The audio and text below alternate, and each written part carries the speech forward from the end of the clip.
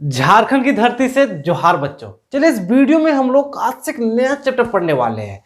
हम लोग क्या कर चुके हैं, हम लोग पार्ट 7वां तक क्लास 6 के लिए जेसीईआरटी झारखंड बुक का पार्ट 7वां तक पूरा कंप्लीट कर चुके हैं। यदि आपने उन वीडियो को नहीं देखा है तो आपसे निवेदन है कि एक बार प्लेलिस्ट पे जाके उन वीडियो को 1 बाय 1 अवश्य देखिए। पार्ट पहला से लेकर प्रश्नावली 1.1 से लेकर प्रश्नावली 7.3 तक के सभी प्रश्नों के वीडियो आपको हमारे चैनल के प्लेलिस्ट में 1 बाय 1 क्या करेगा, मिल जाएगा। आज से इस वीडियो में हम लोग आज से मतलब इसके बाद से हम लोग पार्ट 8 को क्या करेंगे, कंटिन्यू करेंगे। पार्ट 7 तक पूरा कंप्लीट हो चुका है। यदि आपने नहीं देखा तो आप एक बार अवश्य उस वीडियो को अवश्य जाके क्या कीजिए, देख लीजिए। चलिए आज हम लोग एक नया चैप्टर पढ़ने वाले हैं। इस वीडियो में हम लोग इंट्रोडक्शन जानेंगे, थोड़ा सा इंट्रोडक्शन मतलब नया चैप्टर के बारे में थोड़ा सा क्या करेंगे, जानेंगे। चलिए पार्ट 8वां देखते हैं। पार्ट 8वां क्या बोला सर? पार्ट 8वां आपका है बीज गणित है, जिसको अंग्रेजी में अलजेब्रा कहा जाता है। ये काफी मोस्ट इंपॉर्टेंट चैप्टर हो जाता है गणित की दृष्टि से। सर मैथ में अगर अभी आपको क्या सर यहाँ से ही आपको अलजेब्रा पढ़ना पड़ेगा, लेकिन अलजेब्रा का एक बहुत बड़ा विस्तार है, बहुत बड़ा टॉपिक होता है सर अलजेब्रा। आने वाले समय में आपको अलजेब्रा से बहुत सारे सवाल देखने को मिलेंगे और अलजेब्रा गणित में एक महत्वपूर्ण रोल निभाता है। आपको क्या करना है सर, आपको अभी से ही समझना है। बड़ी खुशी की बात है कि सर अलजेब्रा आपको क्लास 6 में ही दे दिया गया है। क्लास 6 में सिर्फ बेसिक जानकारी, थोड़ा सा जानकारी आपको अलजेब्रा के बारे में दिया गया है ताकि आप सिर्फ अलजेब्रा को थोड़ा सा समझ सकें। उसके बाद आप जैसे जैसे क्लास को आगे बढ़ते जाइएगा, जैसे जैसे क्लास में आप आगे बढ़ते जाइएगा, वैसे वैसे अलजेब्रा को विस्तार से आपको क्या किया जाएगा, बताया जाएगा, विस्तार से आपको समझने को मिलेगा। शुरू में थोड़ा सा आसान पढ़ना होगा, 6 क्लास 7 में आइएगा तो थोड़ा सा मुश्किल, 8 में मुश्किल, थोड़ा थोड़ा मुश्किल आपको क्या करेगा, बढ़ते जाएगा। बस इतना याद रखिए कि वो अलजेब्रा उतना भी मुश्किल नहीं है, लेकिन हाँ अलजेब्रा मैथ का सबसे ज़्यादा इंपॉर्टेंट चैप्टर भी है। तो क्या कीजिए, अलजेब्रा को गौर से और एकदम ध्यान से समझने का कोशिश कीजिए। आप हमारे चैनल के साथ बने रहिए। आप में से बहुत सारे बच्चे वीडियो देखते तो हैं लेकिन हमारे चैनल को सब्सक्राइब नहीं किए। तो आपसे निवेदन है कि आप अभी तक आपने हमारे चैनल को सब्सक्राइब नहीं किया तो हमारे चैनल को सब्सक्राइब अवश्य कर लीजिए। यदि वीडियो पसंद आता हो तो वीडियो को लाइक भी किया कीजिए और अपने दोस्तों के साथ शेयर कीजिए। आपको हमारे इस चैनल के माध्यम से निश्चित ही लाभ प्राप्त होगा। चलिए अलजेब्रा हम क्या करते हैं, स्टार्ट करते हैं। चलिए पार्ट 8 अलजेब्रा। सर अलजेब्रा में पढ़ना क्या है, अलजेब्रा में पढ़ना क्या है? तो सबसे पहले अलजेब्रा में पढ़ने से पहले आपको बीजगणित पढ़ने में दो चीज के बारे में जानना पड़ेगा। बीजगणित में दो ही चीज का बहुत ज्यादा उपयोग होता है। एक होता है चरमान, एक क्या होता है सर, चरमान, और एक होता है अचरमान। क्या सर? एक होता है चरमान और एक क्या होता है सर, अचरमान। अब बोलिएगा सर अलजेब्रा में ये चरमान और अचरमान होता क्या है? तो अब मैथ पढ़ रहे हो, बिल्कुल आप बोलिएगा सर गणित पढ़ रहे हैं, गणित है। गणित में आप हमेशा जानते होंगे संख्या के बारे में है। गणित में अभी तक आपने किसके बारे में जाना? आपने अभी जाना एक संख्या के बारे में।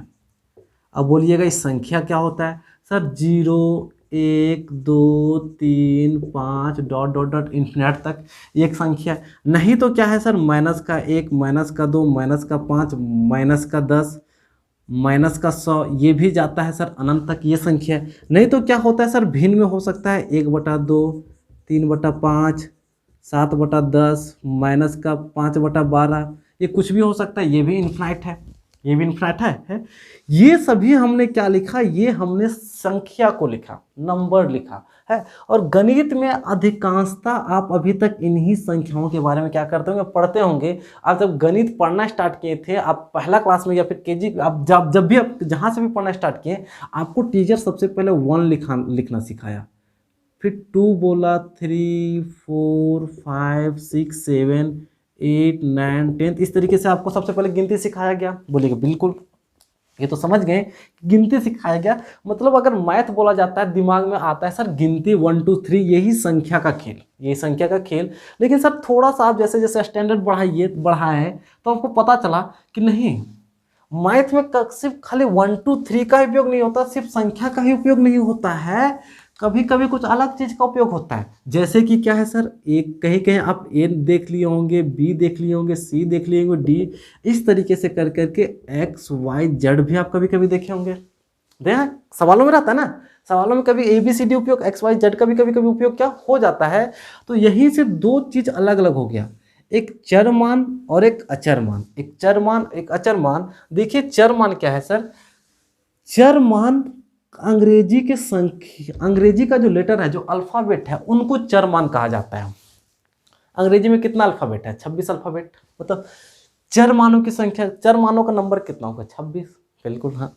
अचर मान क्या होता है सर? गणित में वो उपयोग करने वाली संख्याएं जो एक निश्चित है, जिसको नंबर के रूप में इंडिकेट किया जाता है, या तो 0 1 2 3 4 5 6 7 8 9 हो, ये या तो -1 -2 कुछ भी, या तो प्लस में संख्या हो, या तो माइनस में या भिन्न में हो, दशमलव में, किसी भी रूप में हो, सिर्फ वो नंबर होना चाहिए। तो नंबर होगा तो उसे क्या कहते हैं? अचर कहेंगे।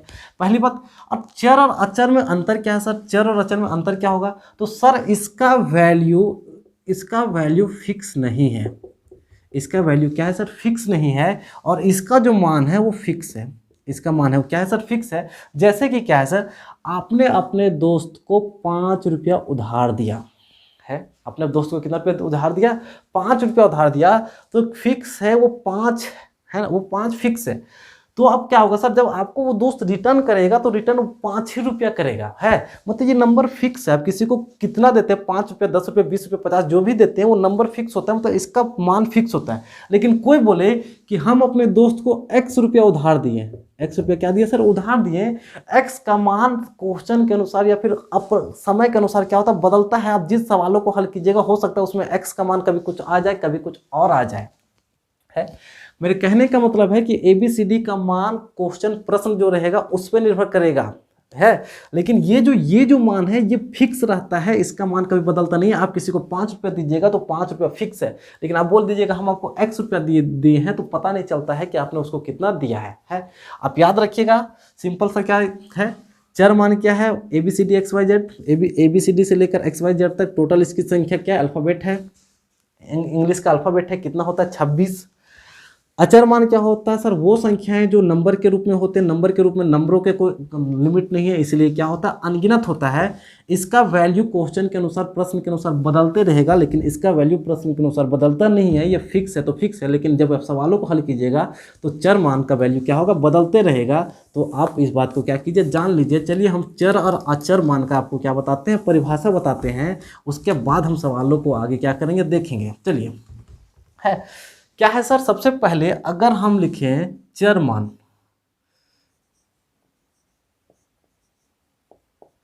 क्या है सर? चर मान। तो चर मान का परिभाषा क्या होता है सर? गणित में, कहाँ पे सर? गणित में उपयोग होने वाली वे संख्याएं, गणित में उपयोग होने वाली वे संख्याएं जो अंग्रेजी के अल्फ़ाबेट से ली गई है, जो अंग्रेजी भाषा के कहाँ से लिया गया है? अल्फ़ाबेट से लिया गया है, उसे चर मान कहते हैं। जिसका मान नियत नहीं होता है, जिसका मान नियत नहीं होता है, इसका मान हमेशा क्या होता है? बदलते रहता है। ठीक है। गणित में उपयोग होने वाला वैसा मान जिसको लिया गया है अंग्रेजी के अल्फ़ाबेट से, अंग्रेजी के क्या? अल्फ़ाबेट से, उसको चर मान कहते हैं। जिसका मान नियत नहीं होता है, इसका मान बदलते रहता है। और एग्जाम्पल में आप इसको लिख लीजिए। एग्जाम्पल में ABCD डॉट डॉट करके XYZ तक, इसे चर मान कहते हैं। इसका मान क्या होता है सर? बदलते रहता है। इस चर मान का उपयोग लिया जाता है, चर मान जो लिया जाता है वो इंग्लिश भाषा के अल्फ़ाबेट से लिया जाता है। एक बात, पहली बात, चर मान कौन होता है सर? वो अंग्रेजी में उपयोग होने वाले अल्फ़ाबेट को चर मान कहते हैं। दूसरी बात याद रखिएगा, इसका मान फिक्स नहीं होता है। ये क्या होता है? बदलते रहता है। इसका वैल्यू क्या होगा? बदलते रहेगा। इसे क्या कहते हैं? चर मान, है। चर मान के बाद आप दूसरा क्या लिखिए? दूसरा आप लिखिए अचर मान, है। अचर मान। अचर मान क्या होता है सर? गणित में उपयोग होने वाले संख्याओं को अचर कहते हैं। गणित में उपयोग होने वाले संख्याओं को क्या कहते हैं सर? अचर कहते हैं। उस मान को ही अचर मान कहते हैं। इसका मान नियत होता है और ये कभी बदलता नहीं है।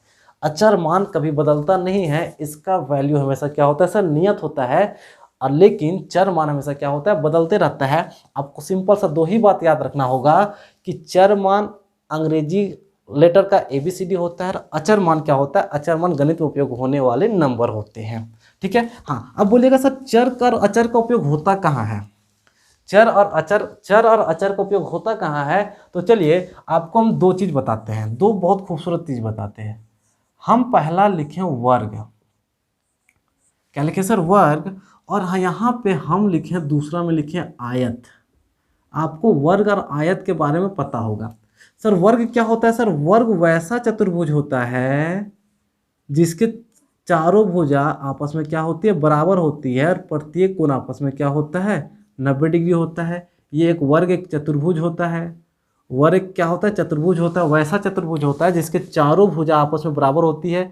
ये जितना लंबा होगा सामने वाला भी उतना ही लंबा होगा, ये भी उतना ही लंबा, ये भी उतना ही लंबा, ये वर्ग कहलाता है। और आयत क्या होता है सर? आयत एक वैसा चतुर्भुज होता है, ये भी एक चतुर्भुज होता है। आयत भी एक क्या होता है सर? चतुर्भुज होता है, लेकिन इसके सिर्फ आमने सामने की भुजा क्या होती है सर? बराबर होती है। आयत में ये जितना बड़ा लंबा रहेगा उतना ही लंबा ये रहेगा, है। इसके सामने की भुजा ये बराबर होगी और इसके सामने की ये भुजा आपस में क्या होगी? बराबर होगी। ये वर्ग है और एक आयत है। वर्ग में चारों भुजा आपस में बराबर होती है और आयत में आमने सामने की भुजा आपस में क्या होती है सर? बराबर होती है। तो अगर ये बोला जाए तो इसकी लंबाई तो पता नहीं है कि सर है कितना है। इसकी लंबाई क्या पता है सर? अभी तो हम नापे नहीं है, हमने एक वर्ग बना दिया, हमने तो इसको नापा नहीं है कि कितना लंबा है। और जब नहीं नापे हैं तो यहाँ से यहाँ तक की यदि भुजा का हमको माप लिखना है तो इसको क्या लिखा जाता है सर? इसको ए लिखा जाता है। ये चर के रूप में इंडिकेट किया जाता है। जब चारों भुजा बराबर है तो जब ये ए होगा तो यहाँ से यहाँ ये भी ए होगा, यहाँ से यहाँ ये भी ए होगा और यहाँ से यहाँ ये भी क्या होगा? ए होगा। तो इस कंडीशन में वर्ग का दो चीज़ होता है, आपको फिलहाल जानना है। एक वर्ग का क्या किया जाता, एक वर्ग का निकाला जाता है परिमाप और एक होगा वर्ग का क्षेत्रफल।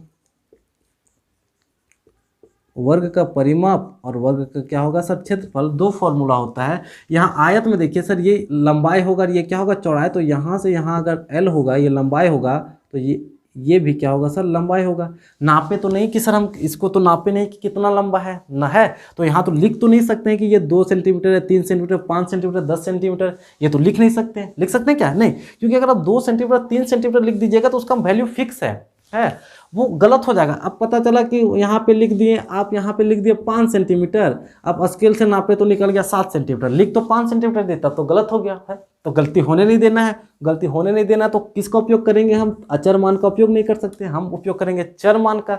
और चर मान में एल लिख दिए तो जितना नापलेस होगा एल का मान वही होगा। नापा कोई आदमी तो एल का मान 8 निकला तो हाँ ठीक है 8 ही होगा, जो भी होगा, है। हम इसलिए एल का उपयोग किए। ये जब यहाँ से यहाँ एल होगा तो यहाँ से यहाँ भी एल होगा। ये इसको नापे नहीं तो बिना नापे हम लिख नहीं सकते, बिना नापे लिख नहीं सकते, मतलब हम अचर मान का उपयोग नहीं कर सकते। जब अचर मान का उपयोग नहीं कर सकते तो हम चर मान का उपयोग कर देते हैं। वो चौड़ाई बी है तो इसको बी। एल क्यों लिखे सर? लेंथ। बी क्यों लिखे? ब्रेथ, है, लंबाई और चौड़ाई। आयत में भी दो चीज होता है, एक होता है आयत का परिमाप, एक क्या होता है सर? आयत का परिमाप, और दूसरा जो होता है वो होता है आयत का क्षेत्रफल। आयत का क्या सर? क्षेत्रफल। अब इस चीज को बहुत आसानी से समझ सकते हैं। परिमाप और क्षेत्रफल क्या होता है सर? अगर ये एक वर्ग है और यहाँ पे एक आदमी को खड़ा कर दो, वहाँ यहाँ पे क्या करो? खड़ा कर दो, और एक चक्कर इसके किनारे किनारे लगा के दोबारा उसी स्थान पे आने के लिए वो जितना दूरी तय करेगा वही उसका परिमाप होता है। तो सर यहाँ से यहाँ आएगा तो ए आएगा, यहाँ से यहाँ आएगा तो 2a आएगा, यहाँ से यहाँ आएगा 3a आएगा, यहाँ एक और a आएगा। तो जब आयत का परिमाप होता है तो 4a होता है। क्षेत्रफल क्या होता है सर? क्षेत्रफल इसके अंदर कितना जमीन है, इस जो वर्ग है इसके अंदर कितना जमीन है, तो ये होता है भुजा का स्क्वायर। मतलब क्या होता है सर? ए का स्क्वायर। याद रखिएगा ए का मान कुछ भी हो सकता है, सवालों में दिया रहेगा कि ए का मान 5 सेंटीमीटर है, 10 मीटर है, 50 मीटर, जो भी है ए का मान दिया रहेगा। आपको परिमाप निकालने बोलेगा तो जितना दिया रहेगा उसको 4 से गुना कर दीजिएगा, और जब क्षेत्रफल निकालने होगा तो उसी का क्या कीजिएगा? स्क्वायर कीजिएगा। आयत का परिमाप क्या होता है सर? आयत का परिमाप यहाँ इस फिर से परिमाप में वही करना, यहाँ से यहाँ आइएगा तो एक बी, एक एल, फिर बी कितना बार जाएगा? 2 बार जाएगा, तो 2 को बाहर निकाल दिया जाता है और एल गुना क्या होता है? बी। आयत का परिमाप है 2 बार लंबाई को जोड़ा जाता है, 2 बार क्या जोड़ा जाता है? चौड़ाई को जोड़ा जाता है। जबकि क्षेत्रफल में क्या होता है? क्षेत्रफल में लंबाई गुना क्या होता है सर? चौड़ाई। यहाँ पे देखिए, यहाँ पे आपको स्पष्ट रूप से आपको चर मानों का उपयोग मिल गया होगा। देखिए sir, A L L B B है, ये चर मान है सर, ये फिक्स नहीं है सर, ये बदलते रहेंगे। इसका क्षेत्रफल बदल जाएगा लंबाई और चौड़ाई के अनुसार। जितना उसका क्षेत्रफल उतना ही होगा जितना लंबाई और चौड़ाई का गुणनफल होगा। लंबाई और चौड़ाई का यहाँ पे मान फिक्स नहीं है, वो आपके सवालों में दिया रहेगा। उसके बाद सवालों को क्या करना होता है? हल करना होता है। ठीक है, आप इस दो चीज़ों को जान दीजिए, एक वर्ग और दूसरा आयत। वर्ग की चारों भुजा आपस में बराबर होती है, परिमाप होता है 4a, क्षेत्रफल होता है भुजा का स्क्वायर। आयत में आमने सामने की भुजा बराबर होती है, परिमाप होता है 2 × l + b और क्षेत्रफल होता है l × b। ये इस चीज़ को आप क्या कीजिएगा, जान जाइएगा। है, आप इस चीज़ को अपने कॉपी में नोट्स में आराम से उतार के क्या कीजिएगा, रख लीजिएगा। अब चलिए हम थोड़ा सा आगे एक और बात बताते हैं आपको। चलिए, यहाँ पे आपको एक बहुत खूबसूरत तरीके से एक सारणी दिया हुआ है। इस सारणी को आप अपने हिसाब से लिख लीजिएगा। देखिए, आप इस सारणी को बना लीजिएगा। देखिए सारणी में है क्या, स्पष्ट रूप से अगर उम्मीद है तो मतलब कि क्या कहें, दिख रहा होगा। देखो बोला है कि त्रिभुजों की संख्या और नीचे आवश्यक तिल्लियों की संख्या। एक त्रिभुज को बनाने में कितना तिल्ली लगता है, 2 त्रिभुज को बनाने में कितना तिल्ली लगता है, ये चीज को हम क्या करते हैं, लिख जरा बताते हैं। तिल्ली, तिल्ली जानते हो सर, माचिस की तिल्ली। एक त्रिभुज है, ये एक त्रिभुज है। यहाँ पे कितना त्रिभुज है सर, यहाँ पे हम बनाए 2 त्रिभुज। यहाँ पे कितना त्रिभुज बनाए, यहाँ पे बनाए 3 त्रिभुज। यहाँ पे कितना त्रिभुज, 3 त्रिभुज। अब बोला जाता है कि एक त्रिभुज को बनाने में कितना तिल्ली लगेगा। तिल्ली क्या होता है सर, माचिस का तिल्ली है। तो कोई भी बताएगा कि अगर हमको एक त्रिभुज बनाना है तो कितना तिल्ली लगेगा। ये पहला तिल्ली, यहाँ से यहाँ पहला तिल्ली, यहाँ से यहाँ दूसरा तिल्ली, यहाँ से यहाँ तीसरा तिल्ली। मतलब इस त्रिभुज को बनाने में कितना तिल्ली लगेगा, 3 तिल्ली। 2 त्रिभुज है तो सर इस त्रिभुज को बनाने में 3 तिल्ली, इस त्रिभुज को बनाने में भी 3 तिल्ली, कितना तिल्ली लगेगा, 6 तिल्ली। 3 त्रिभुज है तो इस त्रिभुज को बनाने में 3 लगेगा, इसमें भी 3 लगेगा, इसमें भी 3 लगेगा, कितना तिल्ली लगेगा, 9 तिल्ली। मेरे कहने का मतलब है कि जितना त्रिभुज आप बनाइएगा उसको 3 से क्या कर दीजिएगा, गुणा कर दीजिएगा। क्योंकि एक त्रिभुज बनाने में 3 तिल्ली लगता है तो एक बनाए तो यहाँ पे 3 का 3 तिल्ली लगेगा। एक त्रिभुज को बनाने में कितना तिल्ली लगता है सर, एक त्रिभुज को बनाने में 3 तिल्ली लगता है। कितना त्रिभुज बनाने हैं, 2 त्रिभुज, तो 2 से गुणा कर दीजिएगा तो दोनों त्रिभुज को बनाने में कितना तिल्ली लगेगा, 6 तिल्ली। इस कंडीशन में देखिए एक त्रिभुज को बनाने में कितना तिल्ली लगता है, 3 तिल्ली। 3 तिल्ली बना रहे हैं तो 3 को 3 से गुणा कीजिएगा, मतलब 9 तिल्ली बना लेंगे। अगर आप 4 त्रिभुज बनाते हैं, आप कितना त्रिभुज बनाते हैं, 4 त्रिभुज बनाते हैं। एक त्रिभुज को बनाने में कितना तिल्ली लगता है, 3 तिल्ली। तो 4 त्रिभुज को बनाने में कितना तिल्ली लगता है, 12 तिल्ली। अगर आप 20 त्रिभुज बनाते हैं, आप कितना त्रिभुज बनाते हैं, 20। कोई बोला कि आप 20 अलग अलग त्रिभुज बना दो, 20 अलग अलग क्या बनाओ, त्रिभुज बनाओ, तिल्ली के माध्यम से बनाओ। है तो आप बोलिएगा कि सर आपको 20 तिल्ली बनाना है, एक तिल्ली को बनाने में 3, मतलब कि एक त्रिभुज बनाने में 3 तिल्ली लगता है। इसका मतलब हमको 20 तिल्ली, मतलब 20 त्रिभुज बनाने के लिए हमको कितना तिल्ली लगेगा, 60 तिल्ली लगेगा। कितना तिल्ली लगेगा, 60 तिल्ली है। अब इसको आराम से क्या कीजिएगा, आप अपनी किताब से इस मतलब यहाँ पे कुछ खाली स्थान दिया हुआ है, उस खाली स्थान को आप क्या कीजिएगा, भर लीजिएगा। ठीक है, ये रहा आपका थोड़ा सा बेसिक जानकारी है। इसके सिवा और भी कुछ जानकारी है जो आपको क्या करना है, जानना पड़ेगा। वेरिएबल क्या होता है, अनवेरिएबल क्या होता है, इन सब चीज़ों को आपको क्या करना है, जानना है। ठीक है, चलिए इस वीडियो में फिलहाल इतना ही रहने देते हैं। अगले वीडियो में कुछ अलग आपको क्या करेंगे बताएंगे। उसके बाद हम प्रश्न वाली 8.1 को भी क्या करेंगे, स्टार्ट करेंगे। आप हमारे चैनल के साथ जुड़े रहिए। है, अगर आपने पुराने वीडियो को नहीं देखा है तो आप आराम से उन वीडियो को जाके 1 by 1 क्या कर सकते हैं, देख सकते हैं। आप प्लेलिस्ट में जाइए, प्लेलिस्ट में जाना कैसे, इससे पहले का वीडियो में हम आपको क्या किए बताए हैं।